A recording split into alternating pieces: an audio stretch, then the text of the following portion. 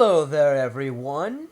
I am the Soul Collector, and this is Internet Quality.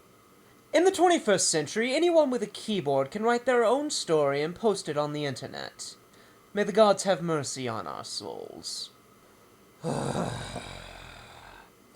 So I recently did something, and my boss, Mortis, the god of death, decay, entropy, and some other things, has sentenced me to read through and critique some of the central reasons why humans aren't allowed to last too long before taken to a land where either they, and consequently their writing abilities, are perfect, or at least too good to produce this shit, or to a special place where they won't be doing any writing anymore. Well, I may as well get it over with. I do kind of deserve it, I suppose. This story is from fanfiction.net, written by The Midnight Wings, and edited by the self-described creepypasta Otako XX Black Hat XX. From your favorite horror author. Well, I suppose that value could be accurate if you put those lines on either side so that it could also mean negative favorite horror author. Comes a classic revised called... Wait. This has been through multiple drafts. By multiple people. It had an editor. And no one fixed it. What the fuck? Hope is lost. If you have heard of this, I am happy to tell you, happy haunting. Hello, my name is Black. Hello, my name is incomprehensible to feeble human minds, let alone such extra feeble, extra human minds as yours. I should be busy dragging you to hell or trading your soul for the ability to actually edit a story properly, but nope, I'm stuck here reading this. Then again, fixing this story would be damn near impossible, so I guess I can't blame you too much. And now, the story proper begins. I'm going to tell you a story of what may have seemed a typical day for any normal intern, but there was nothing normal about that day. Alright, I'm going to make the charitable assumption that you accidentally didn't paste the beginning of that sentence into fanfiction.net and just move on. It was my first day as an intern at Nickelodeon Studios. They picked me up after receiving my associate's degree from ITT Tech. Well, I suppose it makes sense for Nickelodeon Studios to receive your degree, given the way that that's worded. It was a stupid school, but it taught me what I needed for this chance. Running donuts and making coffee sucked, but it had its perks. Me being on the road of an editor, I sometimes received the opportunity to see episodes before they were officially released. Because they totally let an unpaid intern watch an unreleased episode so he could leak spoilers online. Today, I was invited into the editing studio, but you see, it was odd. There was no one in there. Normally, this would cost me my internship. What do you mean normally? This is your first day. But oh god, I couldn't resist the urge. It was overwhelming, encompassing. Oh dear god, that feeling. So you were worried that you would lose your internship for entering a room that you were invited to, and that we've been given no reason to believe you're not allowed to be in. This story doesn't give any indication that he suspects he might be in the wrong room or something, so that's the only conclusion I can come to. As soon as I walked in, the door slammed behind me. I figured this was one of those somewhat cruel pranks the editors pulled on the new guys. How do you know they do that? This is your first day. Also, why is cruel in quotation marks? So when the door locked, I figured it was probably some kind of punishment and my heart sank. My internship was in huge jeopardy. So you're worried that you'll lose your internship for being hazed. Also, how did you know that the door locked? Why would the door to a screening room lock from the outside? It seems like that would be the kind of room that you would want to have locked from the inside. You know, so no one could get into the screening room unauthorized to watch unreleased episodes and leak spoilers online. Like an intern, maybe? Oh, they probably already knew I was in here. Panicking, I ran into the door with all my force, slamming into it with all my might. Now, not to boast, but I was not the weakest guy. I had been working out for the past 3 years. Good for you. Do you want a fucking cookie? But dear Lord, there was something on the other side of the door, some force stronger than the strongest man, making sure I couldn't leave until I did what I was sent in to do. It's locked. All you've proven is that the doors at Nickelodeon Studios are strong enough to be resistant to some random idiot slamming into them. I'm sorry. Some random idiot who has worked out for the past 3 years. Now, in my panic, I hadn't noticed the netbook, the chair, and the small table it was sitting on. So the chair was sitting on the small table. In the disc tray, there was a blank CD. Usually, these were editing discs, completely cherry episodes just barely leaving production. It didn't have any markings or even a name. Yes, that's kind of part of being blank like you just said. But something beckoned me. Something pushed me to the chair and forced me to sit.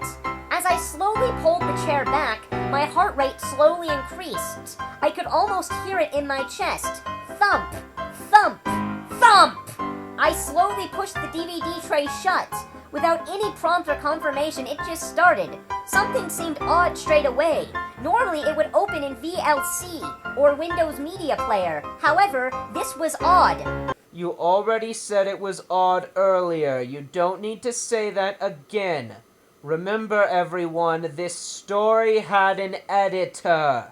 It just opened with no video player. It seemed the computer itself was just a video player. But it couldn't be.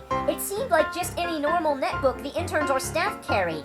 Or was it? I don't know. That point is never brought up again. As the title card flashed, I could immediately see my first assumption was wrong. It wasn't a cherry or slightly edited build. They never had title cards.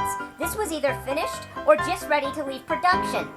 You said earlier that these discs usually contain builds that had just left production, which would be a later stage than being almost ready to leave production, The title card seemed odd. I had never seen anything like it. Instead of the usual fun font they used that popped up and seemed colorful, of course to appeal more to children, it seemed more gothic, like something you would see in a horror film. The words and the title card made my heart sink further. On the words on the title card made your heart sink further. It had to be a joke, right? Why would someone try to scare me this terribly, though? The words read, "You nosy intern, you shouldn't have come in here." The comma goes inside the quotation marks, you fucking...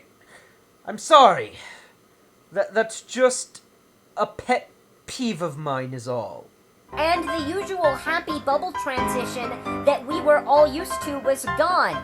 The text just melted down the screen, almost like blood running down a wall, and it slowly faded into the show from a couple of seconds of utter silence. It transitioned into one of the familiar openings, with SpongeBob slowly snoring in the bed and Gary sleeping beside him on his newspaper. The blowhole alarm clock was there, even the bed was. I begin to feel reviled. I remembered all of this from when I was a kid. It seemed normal, but was it? Oh dear God, I was wrong. Forgive me, you must forgive me. I am all choked up just writing this. The fact that you're choked up doesn't automatically translate into the text and manifest itself as a series of ellipses and repetitions of the phrase, "Oh dear God." That is not how typing works. I wanted to forget this, but something just compels me to share my story. I was expecting the blowhole to go off. SpongeBob's alarm clock is not a blowhole. A blowhole is the part of a whale with which they breathe. and SpongeBob to start his typical routine. Oh ho bad, the thing annoyed me as a kid. But it didn't come ... there. It must have been at least just 3+ minutes. At least just 3+ minutes. Really? Really? Really? You typed that. Black Hat edited it. And neither of you saw what was wrong with it. That is probably one of the most incompetent attempts at describing the passage of time in literature that I will ever see. Of just SpongeBob snoring. Then, something finally happened. It started to slowly pan into his face. Zoom! It started to slowly zoom into his face. Panning is when the camera moves left to right or up and down. Zooming is when it gets closer to or farther away from something.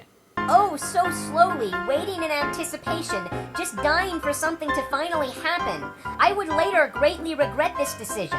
Oh, what I would give if it had just ended right then and there. For the first time, you and I are in complete agreement. As it finally reached deep into his face... Okay, there's not even a reason to have the ellipses there. Also, that sounds stupid. You could clearly see his expression. It was one of horror, malice, one someone in a terrible nightmare would have. His eyes almost seemed as if they had been stitched shut. It then had a transition, not the usual fade to black or the joyful bubbles, but something altogether... Altogether is one word and only has one L. Much more sinister. It was a fiery transition, ... almost like the previous screen had just burned up. Is that supposed to be even slightly scary? By all appearances, we were not in SpongeBob's mind, in his dream, his nightmare. So, we were not in his mind, dream, and nightmare. Where were we then? It appeared to be Bikini Bottom. Oh, but there was something very, very wrong. The whole city seemed to be in shambles. The horizon blood red, the buildings burning. SpongeBob was just walking down the road. It seemed the typical path he would normally take to the Krusty Krab. The people around him, oh dear God, I still remember it. The blood-curdling screams. At this moment, I realized that there was something very wrong. It took you until now. Ignoring the fact that it didn't because you've mentioned having similar feelings earlier, This had no appeal to children. No. You think? Hell, even most adults would find this a bit morbid at this point. The scream, oh the scream! It was one of someone in great pain being tortured or slowly dying. A blood-curdling agony.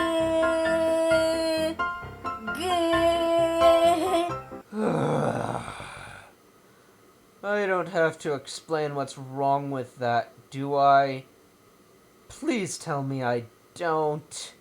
At this point, I couldn't see who it was coming from. Just SpongeBob walking slowly, silently, as the screaming slowly continued. May I ask if you are familiar with the term adverb abuse?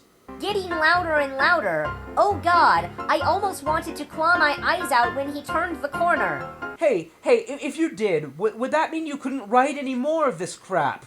I saw the source of the screams. It was terrifying, horrible, inhuman. It was Patrick hammered to a stake, almost like the crucifixion of Jesus Christ. Excuse me. I'm going to go slam my skull against a wall until it cracks. So stupid! So stupid! So stupid! But also his stomach. Oh God, it had been torn open, his entrails slow leaking out. The look on his face seeing SpongeBob. He seemed relived for a moment, almost as if his salvation had come. His eyes began to water, just staring at SpongeBob, almost beckoning. His eyes spoke for him. They screamed, "Please, oh God, please help me." I concur with him. Well, I'm sorry, I concur with his eyes. We then transitioned over to SpongeBob, and he now just stood there, staring back at Patrick, watching his friend slowly suffer and die. Patrick then began to weep slowly, almost as if he understood something that I, the viewer, did not. You know, that probably wouldn't be a difficult task. Not even for Patrick. SpongeBob then began to open his mouth, slowly in a low, almost satanic, demonic voice. Satan is a demon. Though, wouldn't a satanic voice be the worst kind of demonic one? Meaning that should say demonic, almost satanic voice? He whispered, "Suffer, fat one. You, this whole town, brought this upon themselves." And then he turned and slowly walked away. At this moment, I screamed out in horror, almost praying that someone would hear me. Someone would walk in. It would cost me my internship, but anything to end this.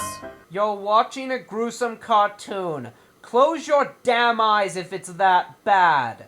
Or if some mystical force is compelling you to want to see and hear it, then wouldn't it also compel you not to hope that you'll be pulled away from it? Now you may find yourself thinking, why didn't you just stand up and attempt once more to escape? No, I'm not thinking that. I understand that you're a moron, given that your last escape attempt involved trying to break down a door which you didn't even know for sure was locked. I couldn't. Something deep down inside me told me if I moved, I would regret it. I had to finish watching. I just had to. SpongeBob then continued down the road, slowly approaching the Krusty Krab. In the background, you could now hear more screams. Contrast what you just heard with the following better rendering of that sentence. SpongeBob continued down the road. He crept up to the Krusty Krab. I could hear more screams in the background.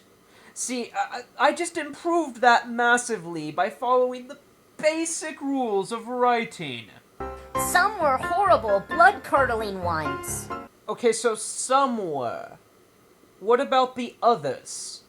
I think he's trying to reference the other sound that he's about to describe. If that is the case, though, all of the screams are still blood-curdling. There just happens to be another sound that isn't. You could tell they came from one in great agony, but there has been one new sound thrown in. A horrible twisted laugh. One of great malice. Almost as if someone had been hunting an animal and thoroughly enjoying himself all too much. Contrast with, I could hear agony in their screams. I could also hear a horrible, sadistic laugh coming from someone I couldn't see. I looked away in revulsion, but forced myself to look back. I had to finish this. You could hear them very distinctly, fading away into the background, as if they were chasing someone, something in the other direction. You could hear them. Oh, even faded, it was still heart-stopping. Da ha ha ha ha ha ha. Mwah ha ha ha ha ha ha. SpongeBob seemed unfazed, as if he was almost used to it. You could now slowly hear chattering behind him, slowly breaking the mind-numbing silence. It sounded almost as if something was crawling slowly towards him. Okay, look, if you're going to abuse adverbs, that's fine, it's your awful story. But can you please abuse adverbs by using them to describe things they are actually applicable to? What does it mean to slowly hear something? SpongeBob then slowly turned, as if he expected this. As he slowly turned, his face slowly came into view. His eyes, they changed. They no longer seemed to be his normal, happy, joyful-looking eyes. They were blood red and full of malice, hate, and anger. One would expect this face from a demon. Hell, even the devil himself would find this look fitting. I myself now slowly began to weep with no end to this horror in sight. Wow. I'm just going to list off everything wrong with that one last sentence. 1. Adverb abuse. There's no need to have the word slowly there. 2.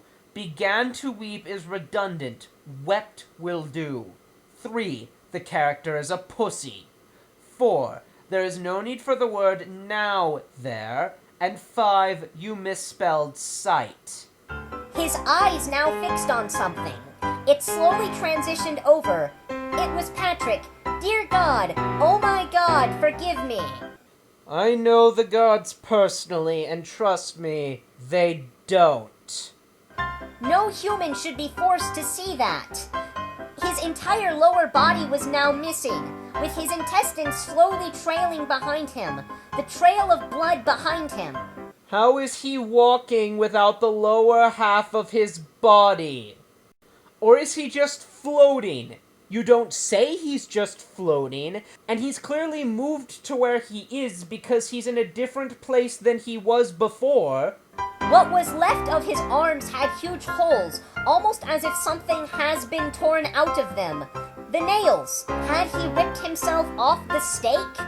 If I may ask, do you happen to know the difference between a stake and a cross? Also, the nails is not a sentence. His face slowly came up. His eyes beckoned once more to SpongeBob, but this time they said something different. He slowly began to speak, and I'll never forget those words. Kill me, please. I'm sorry. We're all sorry. Just end it, please. I can't take the pain. Neither can I.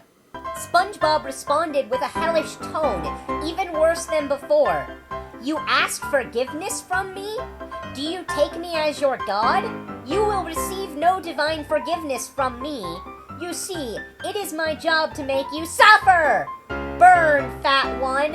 And with a flick of the wrist, arms, hellish arms, seemed to just sprout from the ground and grab hold of him, and tore him down to what seemed to be an endless, hellish abyss.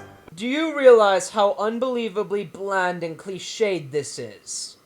Seriously, intern sees horrifying episode of show where the main character is killing everyone, and everything is gruesome, pain, screams, agony, hyper-realistic blood. Do you have any idea how not original, not scary, and not entertaining for any of the reasons you want it to be this story is? SpongeBob slowly turned, as if nothing had happened. He let out a small, evil giggle.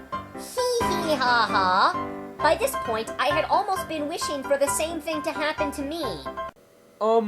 No one is stopping you from slowly turning around and giggling. Unless you mean you'd like to be tossed into hell, in which case the feeling is mutual. Do you mind contracting me for that? Just so I wouldn't have to see this anymore. No, that's not the reason it would be a blessing for you to be sent to hell. You know, maybe I would find this story a lot more enjoyable if I focused on how cathartic it ought to be, that someone I truly despise, as much as I do this simpering idiot, is going through all of this agony, but the agony is conveyed so poorly that I can't even find it satisfying on that level. At this point, I was crying so hard I almost felt like a little girl. I felt weak, empty, as if I was about to throw up. As much as I wanted to, I just couldn't choke anything out. SpongeBob then slowly... Okay, come the fuck on. Can you go one paragraph? Just one fucking paragraph without using the word slowly, please? approached.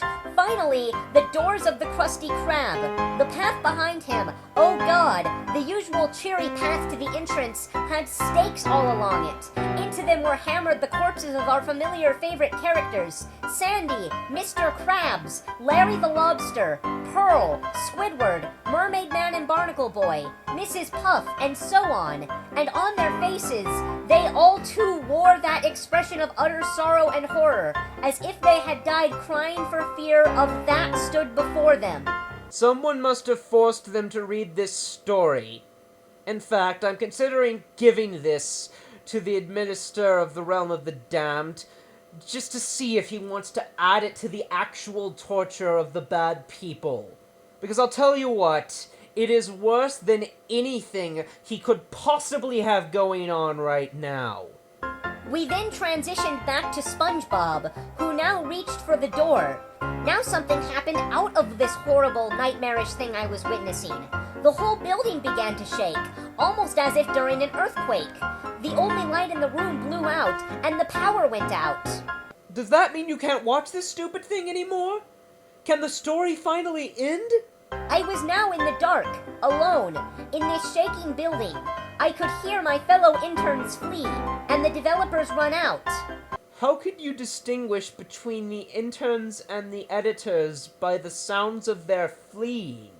Without even a second thought of where I was, you could hear their car tires squeal as they raced away. Why had they been in such a hurry to escape? Because there was a fucking earthquake. I turned back to the show, almost as if being forced to watch. I have never hated batteries or their ability to keep a netbook on despite a power outage more than I do right now, and I do not suspect I will ever hate batteries or that ability of theirs quite this badly again. He now stood alone in the Krusty Krab. All lights were out, and there was utter silence, except for a small, red glow coming from the door that usually led to the kitchen. That oh-so-familiar kitchen where SpongeBob usually stood making his delicacies. He began to slowly approach it, slowly in silence. You already said he was doing it slowly in the last fucking sentence, you fucking fuck. As he reached it, he stood in the front door, almost as if he himself didn't want to go in. Reproachfully, he slowly turned the no, and the door swung open. Look, I'm sorry I'm not giving that much commentary, or at least I feel like I'm not, other than just insulting this guy, but I've already said everything I need to say about this story so far. It's a cliched lost episode creepypasta that is barely even slightly scary, is full of adverb abuse, and was clearly written by someone who has absolutely no idea what the hell he or she is doing. However, we have just reached a terrible, terrible place. This story is about to jump the shark. Think about that. This story, where Patrick is crucified on a stake after a first-day intern is trapped by his own stupidity in a room which may or may not be locked, is about to jump the shark. Get ready, because this is about to get bad. Oh God, how I wish I could unsee what I saw and heard. SpongeBob faced a hellish demon of indescribable horror, burning in a portal to what seemed to be hell itself. Was this the devil? Oh God, the fear that came over me in that moment as its mouth slowly opened. That was the wrong form of it, but okay. Did you make them suffer, son? It asked in the most hellish tone imaginable. One of extreme rage, anger, malice, hatred? SpongeBob replied, slowly saying, almost afraid to reply, Yes, Father. They cried, suffered, and burned. A feast of souls waits for you below, ... You all understand why this is stupid, right? You all understand why the devil contracting SpongeBob to destroy Bikini Bottom is stupid, right? It replied simply, Good, son. Now, back to your cage, and be gone with you. And at that moment, I finally threw up all over my own lap. You have a very weak stomach. Something began to emerge from SpongeBob, and his body almost slowly deflated. It almost seemed to be human, a dog, something. Oh God, I can't even find the words. It crawled toward the portal, and with a swift kick, its father kicked it into what appeared to be hell itself. We've already been over the fact that this thing appeared to be hell itself. Then again, since this story is hell itself, SpongeBob was already in hell itself. Though I suppose since this other realm is also in the story, he was technically kicked into hell itself too. Then it turned slowly and looked at me, the viewer, and slowly it mouthed something, so subtle, so quiet, but chilling to the very core.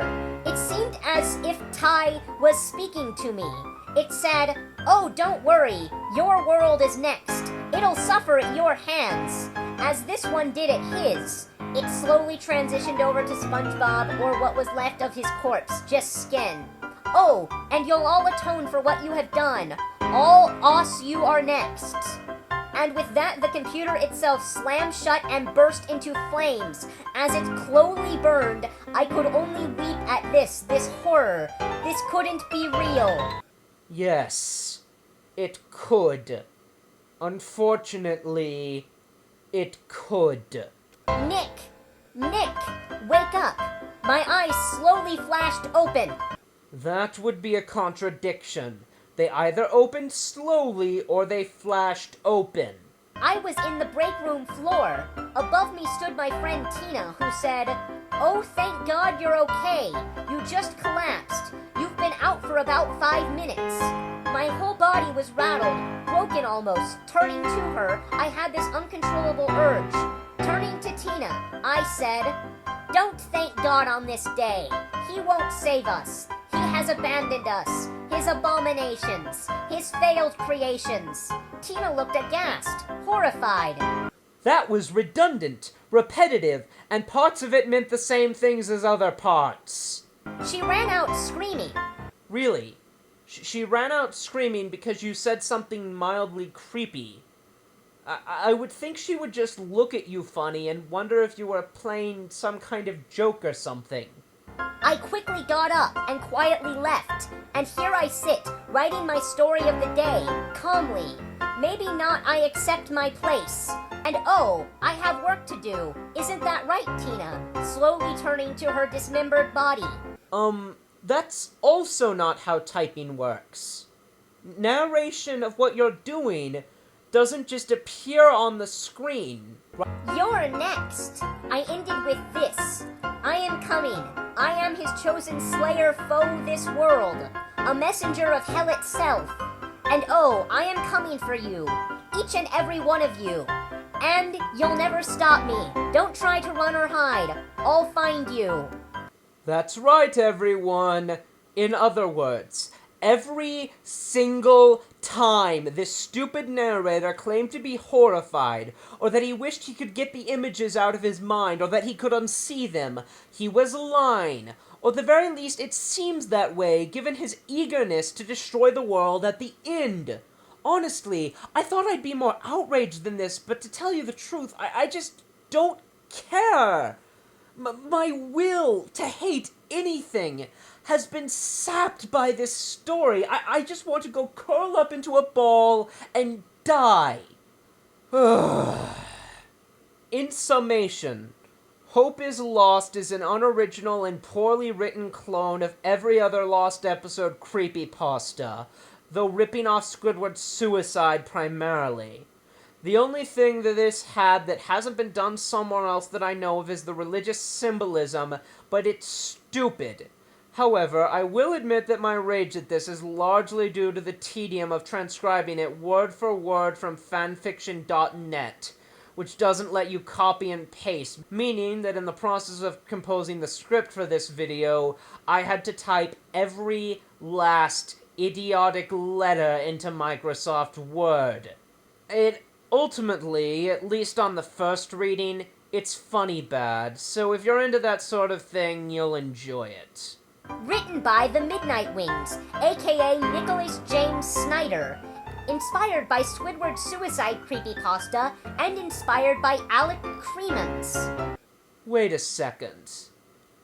The author's name is Nick. And the main character's name is also Nick. It is possible that we are dealing with a very deeply disturbed person. It's also possible that it's a coincidence. Anyways, if you have an awful internet story, it doesn't have to be a creepypasta, that you'd like me to look at, please suggest it down below. Just don't give me one off of fanfiction.net unless you're willing to transcribe it yourself, and do so character for character, spelling mistakes included. Well, my punishment isn't over, so I guess I'll see you next time on Internet Quality with the Soul Collector. Fuck me, this is going to be a torturous ride.